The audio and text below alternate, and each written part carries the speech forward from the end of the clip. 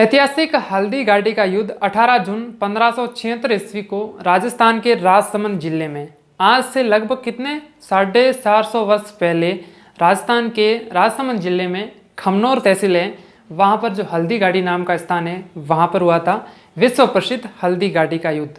इसके अंदर अकबर की सेना और महाराणा प्रताप की दोनों सेनाओं के बीच में हुआ था। महाराणा प्रताप की सेना थी 80,000, वहीं पर अकबर की सेना जिसका नेतृत्व मान सिंह कर रहे थे कछवा आमेर के राजा, और उनकी सेना थी 3,20,000। दोनों सेनाओं के बीच में भयंकर युद्ध 18 जून 1576 ईस्वी को हुआ था। तो इस युद्ध के प्रत्यक्षदर्शी थे अबुल फजल और बदायूनी। वो दोनों ही जब हल्दी घाटी का युद्ध हो रहा था उस समय मैदान के अंदर थे, और उन्होंने जो अपनी आंखों से देखा वही दृश्य उन्होंने किताब के अंदर लिखा। और उनकी किताब जो है, बदायूनी की जो किताब है उसका नाम है मुंतख्वाब उल तवारिख, और जो दूसरा एक और था उसका नाम था अबुल फजल, उसकी किताब जो है उसका नाम है आईने अकबरी। उस किताबों के अंदर इस हल्दी घाटी के युद्ध का उल्लेख मिलता है। ये कोई झूठी बात नहीं है, सत्य है। जो उन्होंने अपने जो आंखों से देखा वही उस किताब के अंदर लिखा। तो क्या लिखा हल्दी घाटी के युद्ध के बारे में वो मैं आगे बता रहा हूँ आपको। पहली बात तो हल्दी घाटी के युद्ध को 3 अलग अलग नामों से जाना जाता है। जैसे बदायूनी ने इस हल्दी घाटी के युद्ध को गोकुंदा का युद्ध कहा, और उसी प्रकार अबुल फजल ने इसकी ये खमनोर का युद्ध है। और एक और अंग्रेज इतिहासकार जिसका नाम है कर्नल जेम्स टॉड, उन्होंने इस युद्ध को जो है मेवाड़ के युद्ध को मेवाड़ की थर्मोपोली कहा। ये थर्मोपोली स्थान है, एक यूनान के अंदर युद्ध क्षेत्र है बहुत बड़ा। उससे इसकी तुलना की कि जो यूनान का थर्मोपोली है ना, उसी तरीके से मेवाड़ के अंदर हल्दी घाटी जो है उसके सम्मान है। दोनों सेनाओं का अनुपात देखें तो महाराणा प्रताप की सेना थी वो थी 80,000, उधर अकबर की सेना थी वो थी 3,20,000। मतलब महाराणा प्रताप का एक सैनिक और अकबर के 4 सैनिक के इक्वल था, 4 सैनिकों के बराबर था। हल्दी घाटी के युद्ध की जो रूपरेखा तैयार की गई, योजना बनाई गई, वो अकबर ने जो अजमेर के अंदर बनाई थी। अजमेर के अंदर एक किला है मैगजीन किला, मैगजीन दुर्ग। उस दुर्ग के अंदर मान सिंह को सेनापति बनाया गया अकबर की सेना का, और हल्दी घाटी के लिए भेजा गया। वहीं महाराणा प्रताप ने जो है अपनी सेना का जो योजना बनाई वो कुंभलगढ़ के किले के अंदर बनाई। अब देखिए अकबर का उद्देश्य क्या था इस युद्ध के पीछे, हल्दी घाटी के युद्ध के पीछे अकबर का उद्देश्य था कि महाराणा प्रताप को जीवित बंदी बनाना, या मुर्दा हो कैसे भी हो, महाराणा प्रताप को बंदी बनाना उनका उद्देश्य था। और महाराणा प्रताप का उद्देश्य क्या था इस हल्दी घाटी के युद्ध को लेकर के, कि मेवाड़ की धरती पर मुगलों को किसी भी कीमत पर हराना है, मेवाड़ के अंदर मुगलों को पराजित करना, परास्त करना, ये महाराणा प्रताप का लक्ष्य था। अब देखिए क्या होता है कि अजमेर से ये मान सिंह अपनी सेना को लेकर के चित्तौड़ की तरफ रवाना हो जाता है। तो पहले सेना जो पैदल चलती थी उनके पास में हाथी घोड़े बहुत भारी भरकम लाओ लश्कर होता था, तो सेना को युद्ध स्थल तक पहुंचने में कहीं दिन लग जाते थे।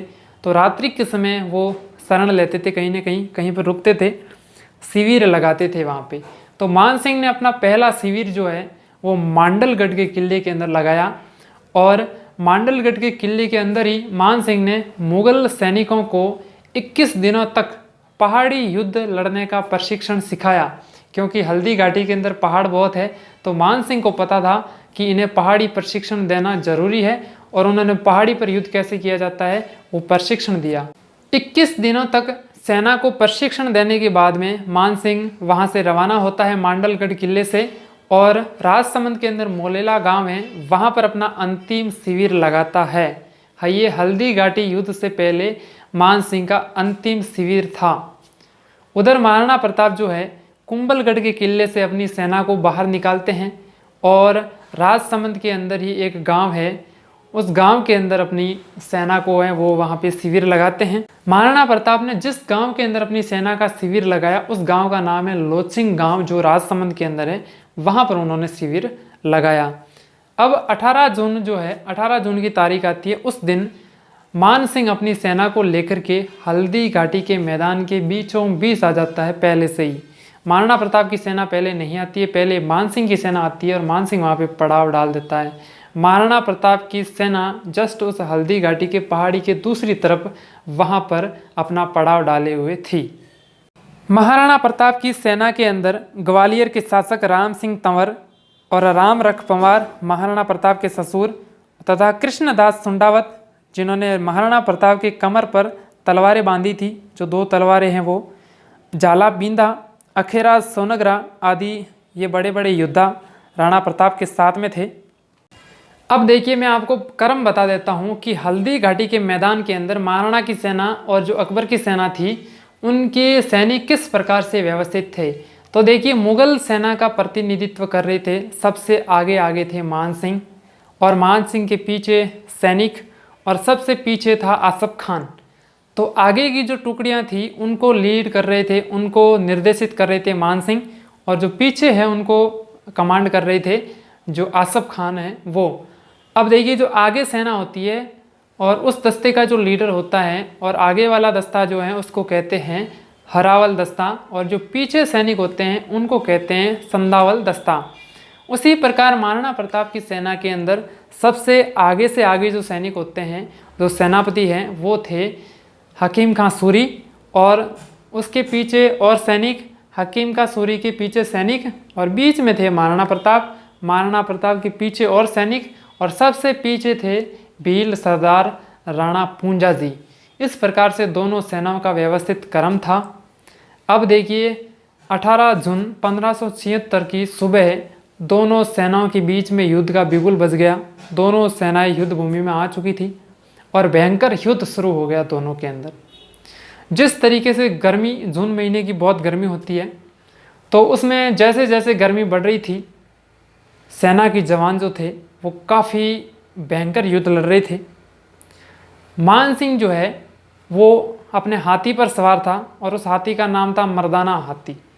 मान सिंह भीषण गर्मी के अंदर हाथी पर सवार होकर के लगातार अपने भाले से तथा हाथी के पैरों के अंदर मेवाड़ी सैनिकों को दबा करके भारी तबाही मचा रहा था। उसी समय महाराणा प्रताप की नज़र पड़ती है मान सिंह पर, और वो देखते हैं कि ये गद्दार अपना भाई है और अपने ही भाइयों का खून बहा रहा है। महाराणा प्रताप ने अपने जहन के अंदर यही था कि इस किसी भी प्रकार से इस दुष्ट को मारना है। महाराणा प्रताप अपने घोड़े को मान सिंह की तरफ बढ़ाते हैं, लेकिन बीच में बहुत सारे जो सुरक्षा चक्रव्यूह थे मुगल सैनिकों के, उनको चीरते हुए तोड़ते हुए महाराणा प्रताप मान सिंह तक पहुंच जाते हैं। ऐसा कहा जाता है कि जब मान सिंह और महाराणा प्रताप दोनों आमने सामने थे, तब जो दूसरे सैनिक युद्ध लड़ रहे थे उन्होंने अपना युद्ध रोक लिया था। वो तलवारें नीचे धर करके देख रहे थे कि अब महाराणा प्रताप आगे क्या करेंगे। उन्हें पता था कि आज यहाँ तो मान सिंह नहीं या फिर महाराणा प्रताप नहीं, क्योंकि दोनों ही वीर थे, महायोद्धा थे। तो उनके बीच में क्या होने वाला था ये सभी को जिज्ञासा थी, देख रहे थे कि अब आगे क्या होगा। सब स्तब्ध रह गए थे। और उसी समय महाराणा प्रताप का घोड़ा चेतक जो है अपने दोनों पैरों से कूदता हुआ उस मान सिंह के हाथी पर चढ़ जाता है, और उसी समय महाराणा प्रताप जो है अपने भाले से मान सिंह पर वार करते हैं। लेकिन मान सिंह जो हाथी के ऊपर जो कूंटड़ी होती है उसके नीचे झुक जाते हैं, सूख जाते हैं, तो पहला वार खाली चला जाता है। महाराणा प्रताप दूसरी बार और भाले से वार करते हैं, लेकिन वो वार जो हाथी को चलाने वाला गजदर होता है उसको लगता है और वो मर जाता है। तो उससे खून जो है वो मान सिंह के ऊपर भी गिरता है, थोड़ा खून महाराणा प्रताप के ऊपर भी गिरता है। और उसी दौरान मान सिंह के हाथी के सूंड में एक तलवार होती है, वो तलवार चलाता है हाथी, जिससे चेतक के पिछले पैर जो है ना, पिछला पैर एक कट जाता है और चेतक उसी समय ज़मीन पर नीचे आ जाता है। तो दूसरे सैनिक उस दृश्य की तरफ भागने लगते हैं कि कौन मारा गया है। वो खून दोनों के ऊपर था, तो उन्होंने सोचा कि आज मान सिंह नहीं है, और मेवाड़ वालों ने सोचा कि आज महाराणा प्रताप घायल हो चुके हैं। जो भी है, सभी सेना एकत्रित हो जाती है बीच में, तो एक घेरा बन जाता है और सभी मेवाड़ी सैनिक होते हैं वो महाराणा प्रताप को घेर लेते हैं, क्योंकि महाराणा प्रताप उस समय काफ़ी घायल हो चुके होते हैं। और उन्हें पता था कि महाराणा प्रताप को यहाँ से सुरक्षित बाहर निकालना ज़रूरी है, क्योंकि जब तक महाराणा जीवित हैं तब तक हम मुग़लों से लड़ सकते हैं। अगर महाराणा को कुछ हो गया तो इन मुग़लों को यहाँ पर हराना नामुमकिन हो जाएगा। तो अब महाराणा काफ़ी घायल थे, तो एक योजना बनाई। वहाँ पर जाला बिंदा खड़े थे, उनसे कहा गया कि आप जो महाराणा प्रताप का मुकुट है, राज के छत्र है, वो आप धारण करो। क्योंकि महाराणा प्रताप का मुकुट एक विशेष प्रकार का बड़ा मुकुट होता था और अगर वो कोई पहनेगा तो मुंह दिखाई नहीं देगा। और जाला बिंदा का जो शरीर था वो महाराणा प्रताप की तरह ही था। तो वो राज के छत्र जो है वो जाला बिंदा ने पहन लिया और वो युद्ध करने लग गए। और उसी समय क्या होता है, सभी मुग़ल सैनिक जो है उनका ध्यान चला जाता है उस मुकुट की तरफ कि ये मुकुट पहने हुए यही महाराणा प्रताप है। और सभी मुग़ल सैनिक उस जाला बिंदा पर टूट जाते हैं और महाराणा प्रताप को पीछे के रास्ते से चेतक घोड़े पर सुरक्षित बाहर निकाल दिया जाता है।